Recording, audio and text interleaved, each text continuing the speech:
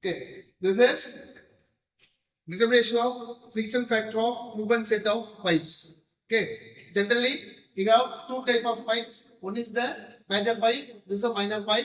This major pipe diameter is 2.5 centimeter. Minor pipe is 1.5 centimeter. Generally we are using only one pipe. This is 2.5 type of 2.5 diameter of the pipe. We are calculate the friction loss of the pipe.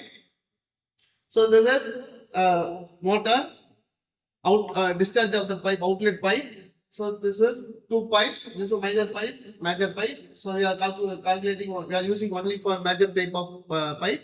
So this pipe gate valve is open. So this gate valve is always anti-clockwise is open, clockwise is closed. Okay. So this check it your gate valve. So this is clockwise direction. You close the minor pipe.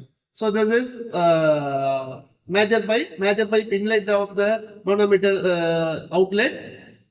So this is inlet of the manometer. This is the outlet of the manometer head. Okay. So this is connected correspondingly. So this is discharge of the length is 2 meter pipe length. Okay. So you are calculating the 2 meter length of the friction loss pipe. So this is a cast iron pipe. So this is a discharge of the outlet of the water. That is called discharge. This discharge is controlled by the gate valve. So already I told. So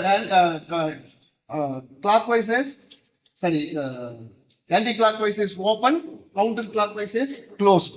Okay. So this is the standard of the gate valve. So this is the collecting tank. So to measure the collecting tank dimensions, this is a diagram of the friction loss. Major loss of the pipe setup. This is the tabulation of the major loss of the equipment. First one, diameter of the pipe. Already I told 2.5 centimeter. The length of the pipe is 2 meters. And then length of the collecting tank to measure in your actual dimension. Breadth of the collecting tank is also to measure your experiment. So this is a serial number. Next one. Inlet of the H1 value, head value. The next one, outlet of the H2 value. This is a difference between these both of things. So next one,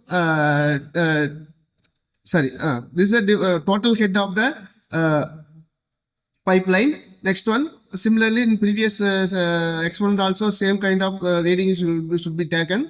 Time taken for 10 centimeter rise of water in the taken in second. Next one, velocity of the pipe discharge.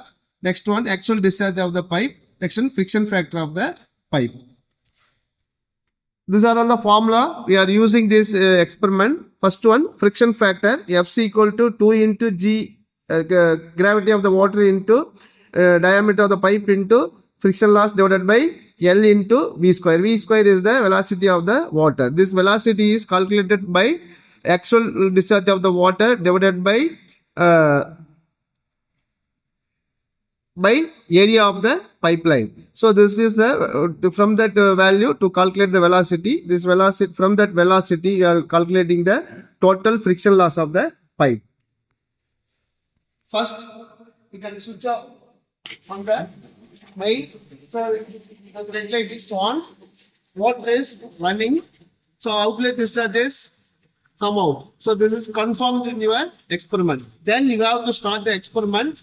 So there is your testing pipe. So open the gate valve. So already I told how to process the gate valve. The clockwise is closed, anti-clockwise is open. So this is the reading of the manometer reading. So the pipe is outlet and inlet is equal amount. So because you are going to no difference. Okay. So you can change the difference of the input and output. This manometer reading is varied.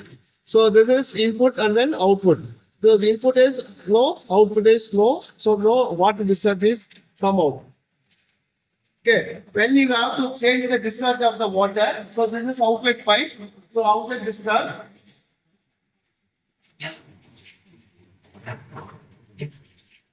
Your outlet water is collecting your collecting tank. So manometer reading is different. So this is inlet value, this is outlet value.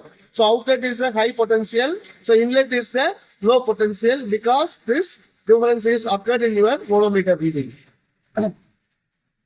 After changing this reading value to close the outlet of the collecting tank. Okay, so this is 10 centimeter of the rise of the water. To take the time value, how much amount of the time taken from the 10 centimeter water rise up. So this is taken by stopwatch. So the time is noted into a tabular column. So this manometer will be H1 and H2 is taken by the taken into the tabular column. Okay. So this is the first set of reading. So second, change the discharge. Change the discharge. Change the discharge value. So again, this manometer setup is varied. Okay, H1, H2 is different. Again, the discharge value is with varied. Okay, so when you have to discharge increase, the time happening is reducing the value. Okay, so discharge is increased, the time value is reduced. So from that scenario, the various of the readings will be changing. Sorry, accountable. Okay. So, 1 to 5 readings, 5 set of readings to mention your table account.